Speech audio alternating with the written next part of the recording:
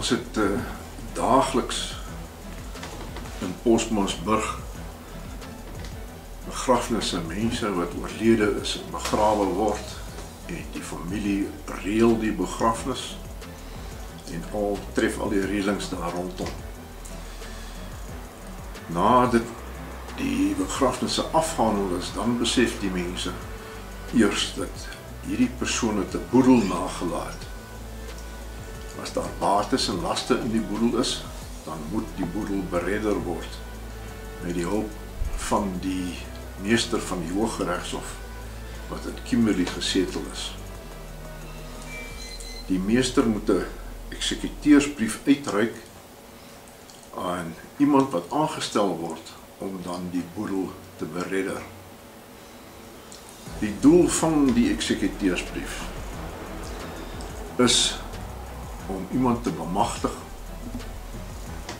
om namens die boedel regmatig te kan optree en al die sake in die boedel te kan beredder om die boedel af te handel en te sorg dat die bates oorgedra word aan die erfgename en om die laste van die boedel te betaal. Die eksekuteursbrief is 'n geldige dokument wat uitgereik word deur die meester van die Hooggeregshof wat iemand bemagtig om die boedel te kan beredder. Ons het al verneem van mense wat sê dat hulle kan sommer 'n eksekuteursbrief by die polisiestasie kry. Dit is 'n wanindruk. Dit is nie moontlik nie.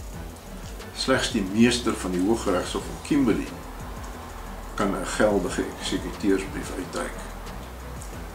So die persoon wat hetsy in 'n testament benoem word as die eksekuteur of 'n persoon wat deur 'n vergadering voor die landdros benoem word om aangestel te kan word as die eksekuteur, verkry die dokument by die meester van die Hooggeregshof in Kimberley. Vir 'n persoon om by die meester van die Hooggeregshof te kan aansoek doen vir die uitreiking van 'n eksekuteursbrief, is daar verskeie vorms wat deur so 'n persoon voltooi moet word, wat dan by die meester ingehandig moet word. Van die vorms is een van die belangrikstes is die inventaris, wat die bates en laste van die oorledene volledig uiteensit, met waardes van die bates by. Dan is daar 'n sterfkennisgewing wat die persoonlike besonderhede van die oorledene bevat, sowel as van die oorledene se erfgename en ook die persoon wat dan 'n aansoek doen vir die uitreiking van die eksekuteursbrief. Daar is ook 'n aanvaarding van eksekuteurskap vorm wat voltooi moet word en ingehandig moet word by die meester, wat die meester dan nou moet nagaan en kyk of hy enige navraag het in verband met die inligting wat daar vermeld word.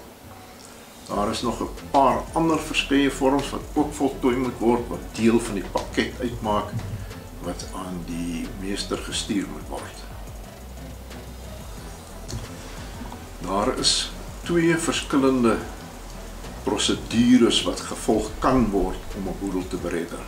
Die een is die eksekuteursbrief wat ek sopas genoem het, en dan is daar 'n korter en 'n makliker metode om dit ook te doen.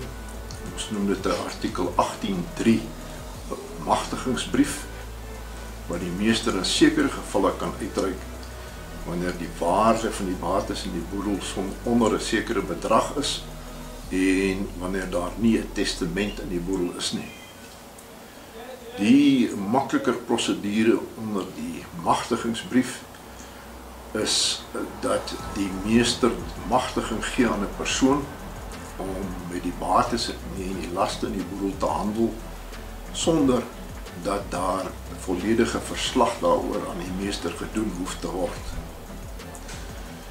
Onder 'n eksekuteursbrief is die proses dat daar moet 'n likwidasie en distribusierekening opgestel word wat uiteensit wat die bates in die boedel is, hoe daardie bates mee gehandel word en aan watter erfgename dit toegeken word. Die laste van die boedel moet ook uiteengesit word en dan moet aangedui word hoe hierdie laste uit die boedel uit gaan betaal word. As daar onvoldoende fondse in die boedel is om hierdie laste te betaal, dan moet van die bates in die boedel op 'n veiling verkoop word om genoeg kontant in die boedel te hê om die laste te kan betaal. In my ervaring gebeur dit dikwels dat die familie nie die boedel by die meester registreer nie, daar word nie 'n eksekuteursbrief uitgereik of 'n magtigingsbrief nie. Die gevolg hiervan is dat daar niemand aangestel is om met die bates en die laste van die boedel te werk nie en niemand kan regsgeldig enige besluite rondom die bates of die laste neem en uitvoering daaraan gee nie. Enige sodanige beweerde handelinge met van die bates en die laste is onwettig en van geen krag nie.